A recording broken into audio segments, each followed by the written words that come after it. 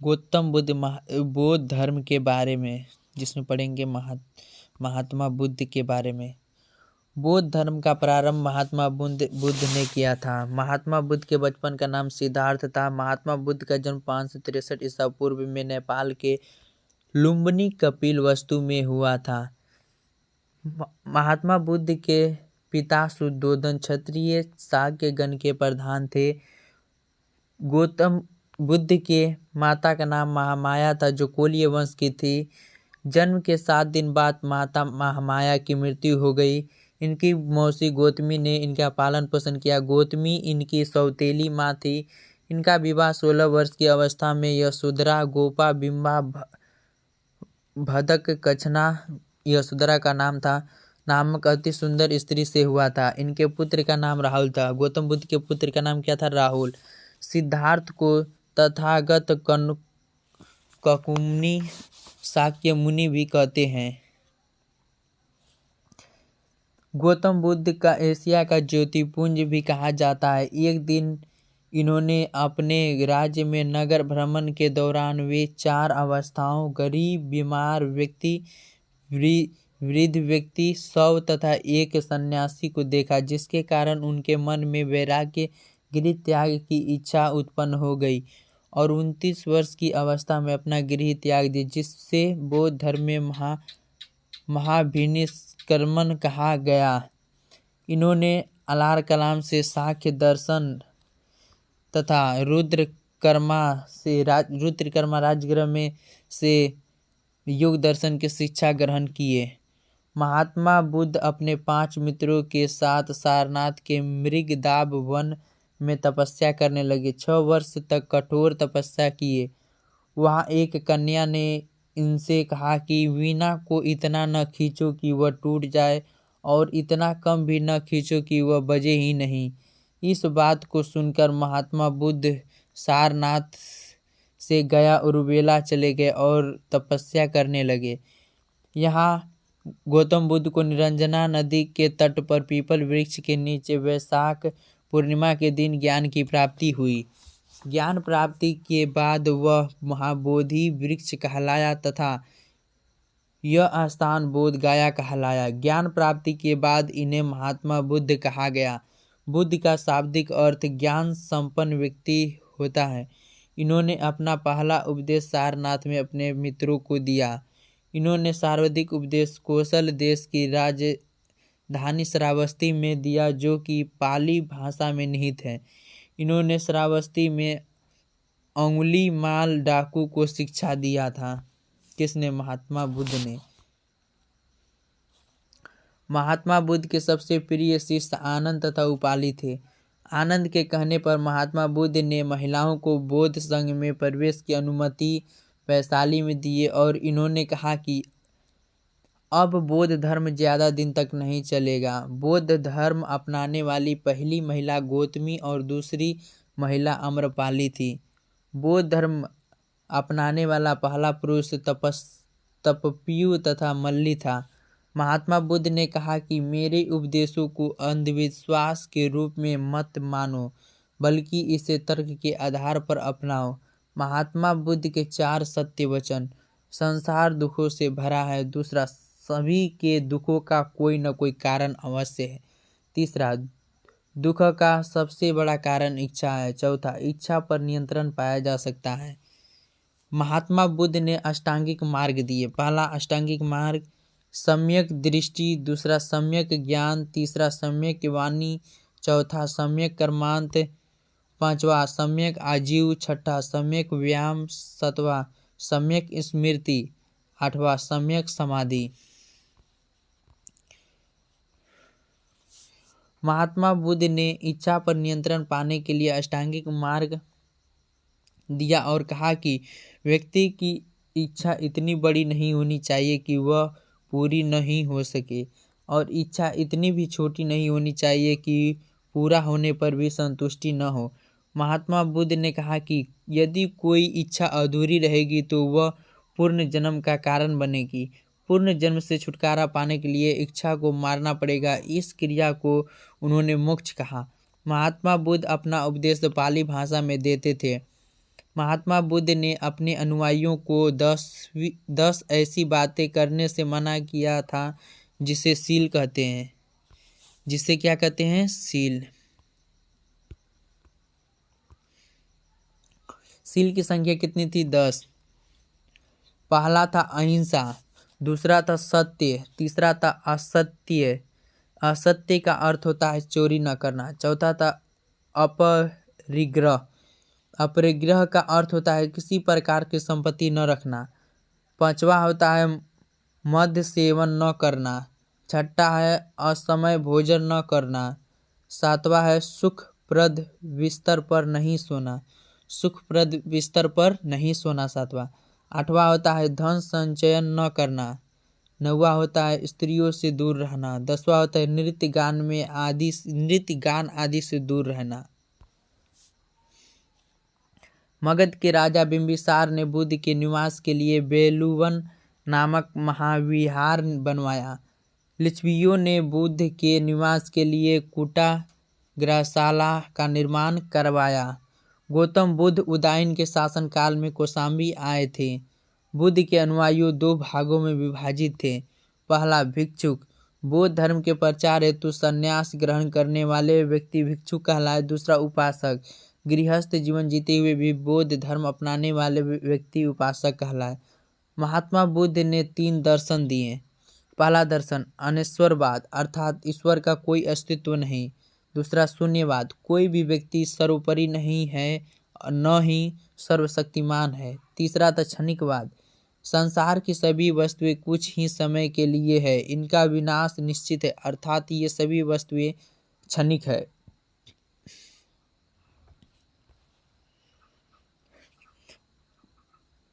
बौद्ध धर्म के 3 प्रमुख सिद्धांतों को त्रिरत्न कहते हैं। पहला बौद्ध, दूसरा संघ, तीसरा धम्म।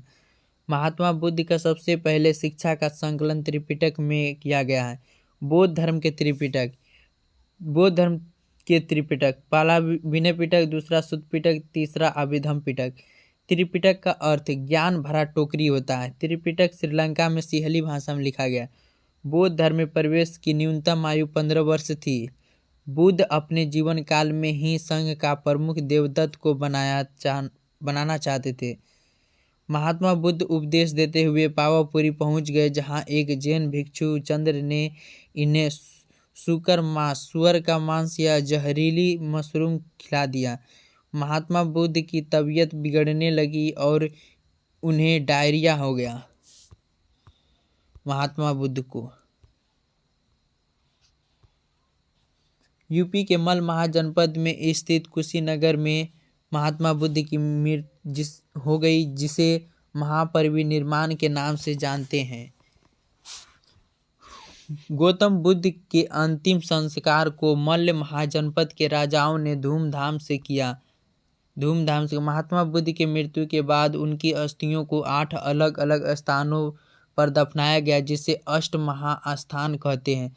गौतम बुद्ध ने अपने जीवन की अंतिम वर्षा ऋतु वैशाली में बिताया।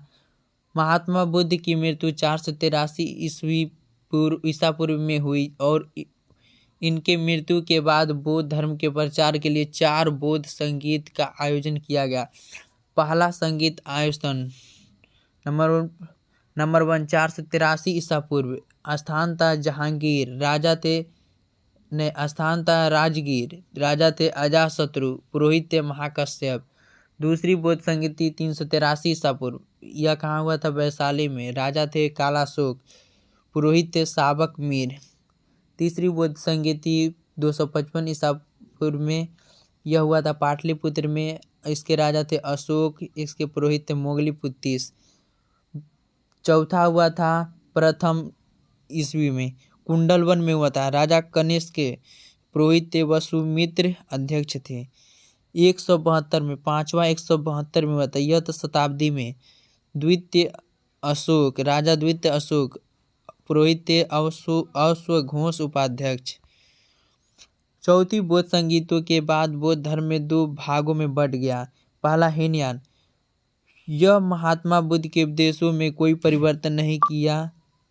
हीनयान अवस्था का विशालतम एवं सर्वाधिक विकसित शैलीकृति चैत्यगृह काले पुरने में स्थित है।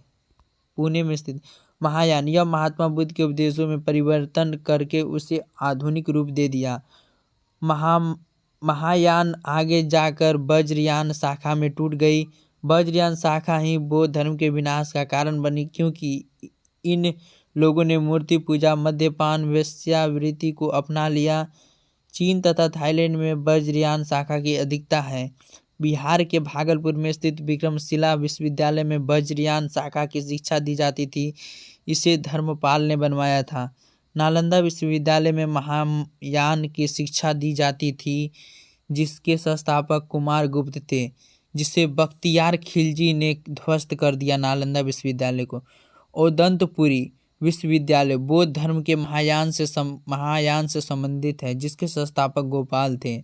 ओदंतपुरी विश्वविद्यालय के संस्थापक गोपाल थे। कान्हेरी की शिलाकृत गुफा में 11 सिर और 4 भुजाओं के बोधिसत्व का अंकन मिलता है।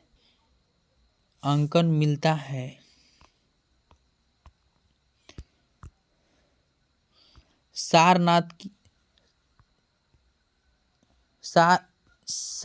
की भूमि स्पर्श मुद्रा वाले बुद्ध की प्रतिमा गुप्त काल में बनाई गई थी। बुद्ध की खड़ी प्रतिमा कुषाण काल में बनाई गई थी। गौतम बुद्ध को देवता का स्थान कनिष्क के समय में दिया गया। भारत में सबसे पहले जिस मानव प्रतिमा को पूजा गया वह बुद्ध की प्रतिमा थी और इसी के साथ मूर्ति पूजा की नींव रखी गई। बुद्ध की 80 फुट की प्रतिमा जो बोध गया में है, उसे जापानियों द्वारा निर्मित किया गया है। 30 फुट ऊंचा और 10 फीट लंबा गौतम बुद्ध का शयन मुद्रा में मूर्ति बोध गया में बन रहा है। बुद्ध की प्रथम मूर्ति शैली मथुरा शैली में थी। बुद्ध का सर्वाधिक मूर्ति गांधार शैली में मिला है। धार्मिक जुलूस का प्रारंभ बौद्ध धर्म से हुआ है। बौद्ध धर्म का रामायण अश्वघोष की पुस्तक बुद्ध चरित्रम को कहा जाता है। भारत तथा एशिया का सबसे बड़ा मठ तवांग मठ अरुणाचल प्रदेश में है, जो विश्व का दूसरा बौद्ध मठ है। विश्व का सबसे बड़ा बौद्ध मठ पोतलाह महल लहासा तिब्बत में है। बौद्ध धर्म का शब्दकोश महाविभाग सूत्र को कहा जाता है। बौद्ध धर्म को अपनाने वाले शासक अशोक, कनिष्क, महायान, नागार्जुन, अश्वघोष, वसुमित्र थे। अशोक बौद्ध धर्म के प्रचार प्रसार के लिए अपने पुत्र महेंद्र तथा पुत्री संघमित्रा को श्रीलंका भेजा था। बौद्ध धर्म से जुड़ी चिन्ह: गर्भ हाथी, जन्म कमल, गृह त्याग घोड़ा, महापरिनिष्क्रमण, युवा अवस्था सांड, ज्ञान प्राप्ति बोध वृक्षी, प्रथम उपदेश चक्र, धर्म चक्र परिवर्तन, स्मृति शेर, निर्वाण पद चिन्ह, मृत्यु स्तूप, महापरिनिर्वाण। महात्मा बुद्ध का जन्म, ज्ञान प्राप्ति तथा मृत्यु वैशाख अप्रैल महीने में पूर्णिमा के दिन हुई। वैशाख पूर्णिमा को बुद्ध पूर्णिमा भी कहते हैं। बौद्ध तथा जैन धर्म में समानता: दोनों ने मोक्ष प्राप्ति तथा पुनर्जन्म में विश्वास किया। दोनों ने मूर्ति पूजा तथा भगवान के अस्तित्व का विरोध किया। दोनों ने कर्मकांडों का विरोध किए। दोनों ही हिंदू धर्म से टूटे थे। बौद्ध धर्म तथा जैन धर्म में अंतर: जैन धर्म ने पूर्ण जन्म का कारण आत्मा को बताया, जबकि बौद्ध धर्म ने इच्छा को बताया। जैन धर्म ने मोक्ष प्राप्ति के लिए संलेखन विधि अपनाया, जबकि बौद्ध धर्म ने अष्टांगिक मार्ग अपनाया। जैन धर्म में ज्ञान प्राप्ति को केवल कहा गया, जबकि बौद्ध धर्म में मोक्ष कहा गया। बौद्ध धर्म के आगे बढ़ने का कारण: जैन धर्म की भाषा प्राकृतिक थी, जो बहुत ही कठिन थी, जबकि बौद्ध धर्म की भाषा पाली थी, जो उस समय की सबसे लोकप्रिय भाषा थी। जैन धर्म में बहुत ही कठोर नियम थे, जबकि बौद्ध धर्म के सरल नियम थे। जैन धर्म में महिलाओं को सम्मान नहीं दिया गया, जबकि बौद्ध धर्म में महिलाओं को बराबरी का अधिकार दिया गया। जैन धर्म में ब्रह्मचर्य तथा अहिंसा पर बहुत अधिक ध्यान दे दिया, जबकि बौद्ध धर्म ने इस और कोई ध्यान नहीं दिया। जैन धर्म में निवस्त्र रहने का प्रावधान था, जो असभ्य प्रतीत होता था, जबकि बौद्ध धर्म में निवस्त्र रहने का प्रावधान नहीं था। जैन धर्म में केवल 2 ही संगतियाँ हुई और वो भी 900 वर्ष के अंतराल पर, जबकि बौद्ध धर्म में 4 संगतियाँ हुई, वो भी 100 वर्ष के अंतराल पर। जैन धर्म को बड़े बड़े राजाओं का समर्थन नहीं मिला सका। जैन धर्म को मानने वाला प्रमुख राजा चंद्रगुप्त मौर्य तथा खारवेल थे, जबकि बौद्ध धर्म को बड़े बड़े राजाओं का संरक्षक मिला। बौद्ध धर्म मानने वाले प्रमुख राजा अशोक, कनिष्क, पल्लव वंश, चीन एवं पूर्वी एशिया आदि थे। जैन धर्म तथा बौद्ध धर्म दोनों के विनाश के कारण दोनों ही हिंदू धर्म के कुरीतियों के विरुद्ध आवाज उठाकर आगे बढ़ते हुए थे। इन लोगों ने मूर्ति पूजा तथा कर्मकांड का विरोध किया, किंतु कालांतर में इन लोगों में भी कुरीतियां आ गई। इन लोगों ने भी मूर्ति पूजा तथा कर्मकांड पर प्रारंभ कर दिए। दोनों धर्मों ने हिंदू धर्म के वर्ण जाति प्रथा का विरोध किया, किंतु कालांतर में इनमें भी जाति व्यवस्था आ गई। बौद्ध तथा जैन मठों के मठाधीश धार्मिक बिंदुओं पर कम ध्यान देने लगे तथा भोग विलास में लग गए। जैन तथा बौद्ध धर्म की कमजोर स्थिति का फायदा उठाकर शंकराचार्य ने हिंदू लोगों को जागरूक किया। साथ ही गुप्त काल के राजाओं ने हिंदू धर्म में अनेक त्योहार इत्यादि जोड़कर हिंदुओं को एकत्रित कर दिया।